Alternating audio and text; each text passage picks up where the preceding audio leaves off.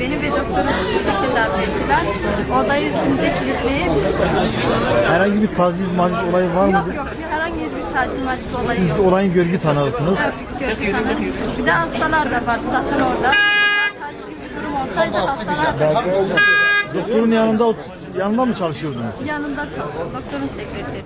Değerli kamuoyu, muhterem Şırnaklılar ve saygıdeğer basın mensupları. Bilindiği üzere dün öğle saatlerinde çocuk cerrahi uzmanımız Doktor Ahmet Güngör ve yanında çalışan otomasyon personeli odasında saldırıya uğrayarak darp edilmiş ve odası talan edilmiştir. Oysa ki aynı doktor birkaç gün önce büyük bir üniversitede eğitim araştırma hastanelerinde gerçekleştirilebilecek başarılı operasyonlara imza atmış ve 2 tane çocuğumuzu da hayata bağlanmasına vesile olmuştur. Üstün hizmetlerinden dolayı plaketle de ödüllendirilmiş ve bütün hastalarının teveccühünü kazanmış bir doktor kardeşimizdir. Kişilerin şahsi beklentilerine cevap verilmediği, yasaların ve kanunların hatırlatıldığı durumlarda çalışanlarımızın hem darp edilmeleri hem de hiçbir inanca, vicdana sığmayacak seviyede iftiralara maruz kalmaları kabul edilemez bir durumdur. Bundan dolayıdır bu eylemi gerçekleştirenleri şiddetle kınıyoruz arkadaşlar. Bizler bir canı kurtarmanın bütün insanlığı kurtarmış olur hadisinde olduğu gibi müstesna bir görev icra ediyoruz demişlerdir. Hastalarımıza kapılarımız sonuna kadar açık olacaktır. İnanıyoruz ki bu kadar güzel bir kültüre ve insani değerlere sahip misafirperver Şırnak halkı buna asla bir daha müsamaha göstermeyecektir.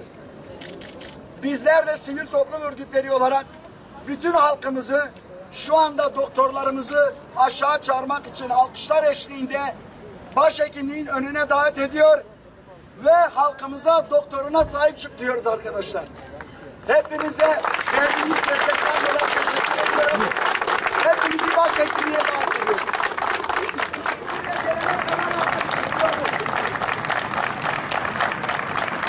Yani inşallah günümüzde hekimlere yapılan bu saldırıyı bir şekilde sağlık çalışanlara yapılan bu şiddeti kabul etmiyoruz biz. Kesinlikle tavsiye ettiğimiz bir olay değildir. Burada bütün sağlık çalışanları, hekim arkadaşları ciddi bir özveriyle çalışıp böyle bir şiddete maruz kalmaları, fiziksel bir şiddete maruz kalmaları tavsiye ettiğimiz bir olay değildir. Hekim arkadaşlar bu yönde tamamen kendi kararlarını almışlardır. Bu kendilerinin kararıdır.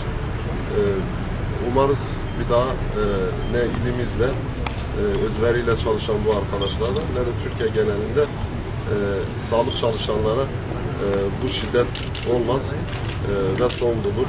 Kanun var orada, adamın cezasını verir.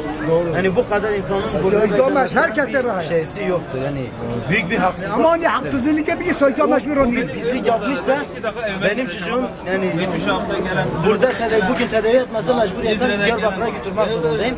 Doktorum yok, gidiyorum. Servise bile gidiyorum, bulamıyorum. Yani. İnan buradaki kimse Sülüp'le de gelmiş, kimse Hakkari'de gelmiş, kimse Cizre'de gelmiştir. Herkes bir yerde gelmiş. Üniversitede yapılabilecek bir ameliyatı herkes şahit. Burada ben kendim yanına gitmiştim. Aynen öyle. Ve o doktor aradan 3 gün geçti burada da. Sırf bir tane çocuğa 3 gün rapor vermedi. Şimdi haliyle onlar da gelmişler da yabancı memlekette görev yapıyorlar. Yine böyle garibiye. Avcınız onu çıktı. Av mecburum anne pişti ki hati görev oka bekir. Gelekte görev oka pay bilina. Bale konu. Kim bilav be? Haski kim bilav be?